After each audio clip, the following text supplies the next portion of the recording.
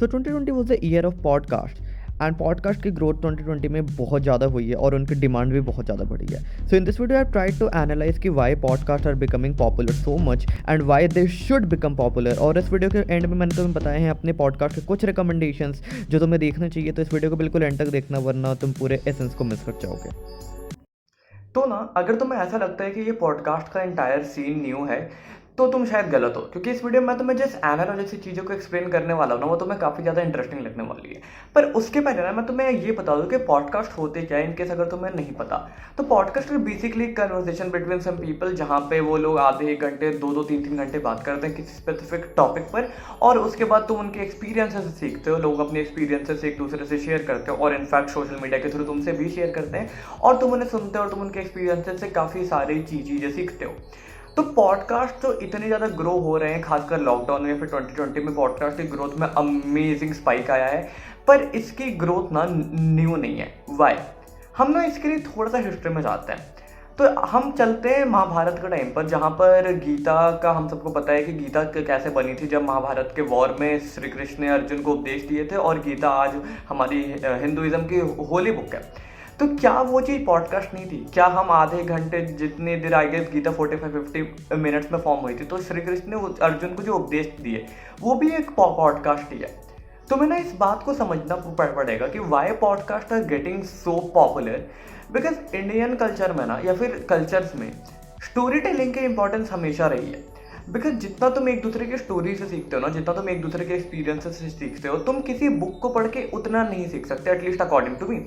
Because अब मुझे नहीं पता कि तुम्हारा क्या सिनेरियो है, तुम कहाँ से आते हो, पर ना हमारा अभी भी एक जॉइंट फैमिली है. तो हम जब जॉइंट फैमिली में आपस में बैठ के बातें करते हैं, जब हमारी फैमिली आपस में बैठ के किसी पर्टिकुलर टॉपिक पर बात करती है ना, तो वो जो आधे घंटे की कॉन्वो होती है, हम उसमें बहुत ज़्यादा सीखते हैं जितना हम किसी 2-3 घंटे बुक पढ़ कर सीखते थे. बिकॉज जब तुम ह्यूमन इमोशन से चीज़ें एक्सचेंज करते हो, जब तुम इन्फॉर्मेशन एक्सचेंज करते हो human to human, face to face ना, तो वहाँ पर एक्सपीरियंसेस के साथ उनके इमोशंस, उनके एक्चुअल फीलिंग्स भी आती है, जो तुम्हें किसी बुक से मिलनी बहुत ज़्यादा मुश्किल है. आई एम नॉट सेइंग कि तुम्हें मिल नहीं सकती, पर बुक से मिलनी बहुत ज़्यादा मुश्किल है.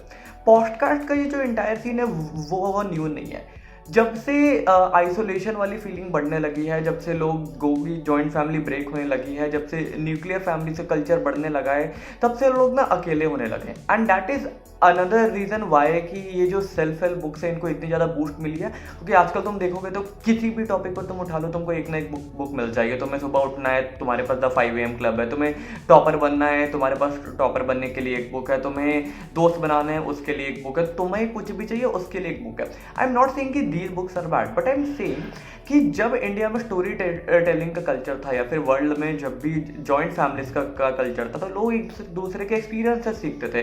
पर जैसे जैसे ये कल्चर खत्म होता गया, फैमिलीज ब्रेक होती गई, फाइट्स बढ़ते गए अनफॉर्चुनेटली, तो लोग अकेले होने लगे, लोग बाहर जाने लगे अपने दूसरे ऑक्यूपेशंस के लिए, लोग अपने घरों को छोड़ने लगे, तो स्टोरी के लिए लोग मिलते ही नहीं थे. तो हेंस लोगों ने बुक लिखने स्टार्ट करी, और जब वो बुक लिखने स्टार्ट करी तो फिर बुक्स फेमस होते गए.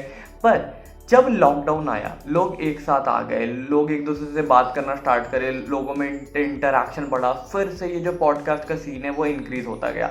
बिकॉज आई बिलीव, क्योंकि मैंने पर्सनली देखा है, क्योंकि मैंने तुम्हें बताया कि मेरी जॉइंट फैमिली, तो मैंने पर्सनली वहाँ पे इस चीज़ को एक्सपीरियंस करा है कि स्टोरी टेलिंग और लोगों के एक्सपीरियंसेस जो चीज़ तुम्हें सिखा सकते हैं, वो चीज़ तुम्हें कोई बुक, तुम्हें कोई कोर्स शायद कभी ना सिखा पाए. क्योंकि experiences are always a great teacher. तुम किसी के एक्सपीरियंसेस पढ़ लो, लेकिन किसी के एक्सपीरियंसेस सुन लो, तो जो एक्सपीरियंस तुम सुनोगे ना, उसमें जो तुम्हें फीलिंग आएगी या फिर उससे जो तुम्हें इंस्पिरेशन मिलेगी, वो बिल्कुल ही नेक्स्ट स्टैंडर्ड की होती है.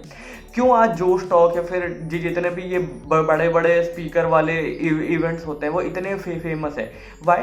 बिकॉज लोग वहाँ पे आते हैं, फेस टू फेस इंटरेक्ट करते हैं, लोग देखते हैं, पैसे दे के देखने जाते हैं. वाई? बिकॉज उनको पता है कि जब तुम किसी को फेस टू फेस सुनते हो ना, तो वो जो एक्सपीरियंस होता है, वो जो इंस्पिरेशन होती है, वो बिल्कुल नेक्स्ट स्टैंडर्ड की होती है. Another reason why podcast are getting famous ना, ये रीजन बड़ा पेक्यूलियर सा है कि देखो, पॉडकास्ट 1-2 घंटे की स्ट्रीम होती है. तुम पढ़ाई कर रहे हो, तुम खाना बना रहे हो, तुम ऑफिस जा रहे हो, तुम ट्रैवल कर रहे हो, और तुमने एक पॉडकास्ट डाउनलोड कर ली, तुमने कान में ईयरफोन्स लगा रहे हो, तो मस्त अपने पॉडकास्ट सुनते हो जा रहे हो. क्योंकि वो जो कॉन्टिन्यूटी होती है ना, तुम्हें ऐसा लगता है कि तुम उन दो लोगों के साथ साथ तुम खुद भी उनमें इंटरेक्ट कर रहे हो, फिर तुम खुद भी उनसे बात कर रहे हो. तो वो तुम 1-2 घंटे आराम से. फिर मेरी पर्सनल खुद की आदत है कि जब भी मैं रात में सोता हूँ तो मैं पॉडकास्ट प्ले करके सोता हूँ, क्योंकि वो जो कॉन्टिन्यूटी बनती है ना 1-2 घंटे की, हाँ मतलब मैंने एक वीडियो प्ले कर दी तो मेरे को बार बार चेंज करने की नीड नहीं है, मैं आराम से उस वीडियो को देख के सुन सकता हूँ। और क्योंकि एक पॉडकास्ट हो ना, जब तुम 2 घंटे के पॉडकास्ट को देखना स्टार्ट करते हो ना, तो एक पर्टिकुलर थीम के अराउंड ही तो बहुत कुछ सीखने लगता है। क्योंकि जब भी दो लोग आपस में बात करते हैं ना, तो जो टॉपिक है, कई बार उस टॉपिक में बहुत बार इन डेप्थ एनालिसिस हो जाती है, कई बार उस टॉपिक के अराउंड भी बहुत सारे टॉपिक्स के बारे में बात हो जाती है, जो जनरली तुम्हें किसी बुक में या फिर जनरली तुम्हें किसी आर्टिकल में मिलना बहुत मुश्किल होता है।